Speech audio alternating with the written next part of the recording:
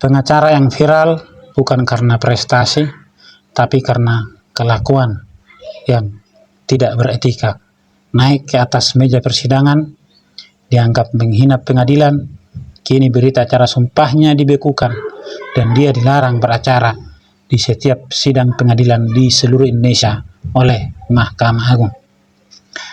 Dia seorang yang punya gunung uranium di Bima, punya tanah ribuan hektar di Bogor, ya, tapi gelisah ketika kliennya telah pergi meninggalkan dia gara-gara kasus pembelaannya terhadap Rasman. Nah, inilah cerita-cerita dia yang memang sudah viral. Pengakuan dia punya uranium, punya gunung di Bogor, ya, tetapi menangis ketika hilang duitnya 200 juta. Inilah dia sang pengacara Firdaus Oiwobo. Masalah gunung yang saya miliki. Gunung yang saya miliki itu ada 111.000 hektar. Ya. Parung hampir semua itu tanah klien saya. Ya. Siapapun berkegiatan di atas tanah saya akan saya gugat. Ya, karena saya mendapatkan separuh dari 110.000 hektar tanah tersebut dari klien saya. Ya, yang bernama Raden Ngabe, cucu dari Raja Banten. Silakan dicek di BPN, di situ sejarah tanahnya ada. Ya, sesuai dengan Undang-Undang Nomor 5 tahun 1960. Mereka verponding, hidup, penetapan ada, semua lengkap. Ya, jadi jumlah totalnya 110.000 hektar sampai ke Jasinga. Makanya kenapa di Parung itu banyak perumahan-perumahan yang nggak laku, banyak perumahan-perumahan yang nggak bisa dijual karena alas haknya salah. Gitu loh. Sampai sekarang banyak perumahan yang akan saya somasi. Yang kedua, masalah gunung uranium, ya, yang saya bilang di Bima, di PT di kawasan Onto, ya, di HUU.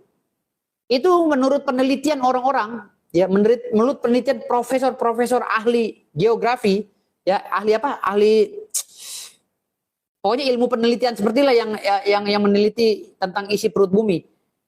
Itu 2 juta metrik ton isinya dari satu kecamatan saja, HUU namanya. Ya, di Dompu.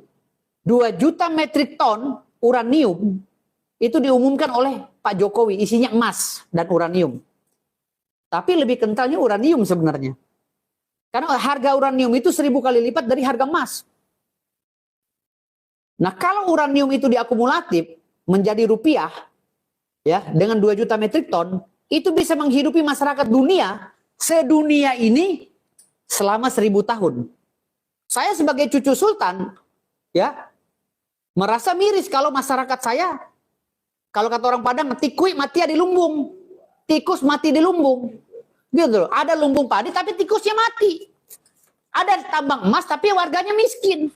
Bayangkan, satu kecamatan saja di HUU, ya, bisa menghidupi 1000 tahun, selama 1000 tahun orang masyarakat dunia. Kan gue udah bilang, gue coba untuk mencari jalan, gue coba untuk merasakan hidup seperti orang, di mana di kalangan bawah. Gue coba untuk hidup susah, tapi gue kaya lagi kan gitu. Emang dasar urat sultan kan susah. Imbas lah, imbas banget. Sampai gue kan pemasukan gue setiap bulan tuh 200 juta lebih. Dari perusahaan aja yang gue pegang. 200 jutaan lebih lah, 230 sebulan. Tapi berkat masalah ini kan akhirnya dapur gue juga kegergaji juga pas bulan puasa pula lagi. Pas menjelang bulan puasa penghasilan gue terputus, ya kan. Gue biasanya nyetor ke istri gue 200 juta per bulan. Sekarang udah nggak ini lagi. Karena perusahaan-perusahaan itu udah putus kontrak sama gue. Gue kehilangan job, ya kan. Ada beberapa perusahaan yang putus kontrak gue kan gitu. Ada 10 ya yang putus kontrak semua waktu itu bersamaan, 10 perusahaan itu diputus semua kontrak gue, tapi 3 yang kembali. Nah, itulah dia. Ya, dia bercerita tentang gunung, dia bercerita tentang gunung lagi di Bima, dia bercerita terakhir dia berusaha untuk susah tetapi tidak bisa. Ya, namanya sultan katanya. Tapi dari sisi dia mengatakan dia sultan, sejak kapan sultan itu bicara sambil makan? Ya, kalau namanya sultan, gayanya sudah berbeda. Ya, tar dulu, makan dulu. Habis makan baru kita ngobrol. Ya, kalaupun sultannya ramah. Ya, kalau sultannya nggak ramah, nggak boleh diganggu. Ya, nah itu dia kalau sultan. Dan dia menyatakan ceritanya itu saat dia lagi makan, kita bisa melihat ya sultan apa. Kemudian ketika dia menceritakan lagi hilang uang 200 juta karena efek dari kasusnya Rasman, ya, dia bilang gelisah, kelihatan dia resah. Kenapa mesti resah? Kenapa mesti gelisah? Bukankah dia punya gunung uranium yang bisa menghidupi seluruh dunia selama 1000 tahun? Jadi dia nego aja itu gunung, kan gampang, jual murah, untuk menghidupi dia doang selama 1000 tahun. Gak usahlah seluruh dunia dia hidupi selama 1000 tahun. Dia aja dia hidupi selama 1000 tahun, ya kan? Nah kemudian kalau enggak tanahnya yang di Parung sana, katanya dia dapat tanah setengah bagian dari tanah kliennya yang 110.000 hektar itu. 50.000 hektar dia punya tanah di sana berarti kan?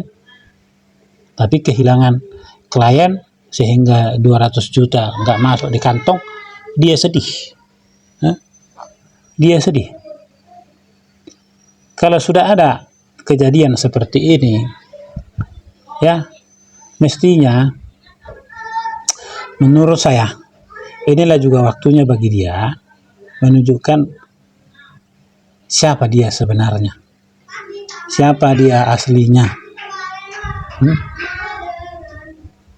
Ternyata peristiwa kasus Rasman dan Hotman Paris telah menunjukkan, telah membuktikan siapa sang pengacara ini, yang sering juga pakai baju ala-ala tentara, bintangnya entah bintang apa gitu loh.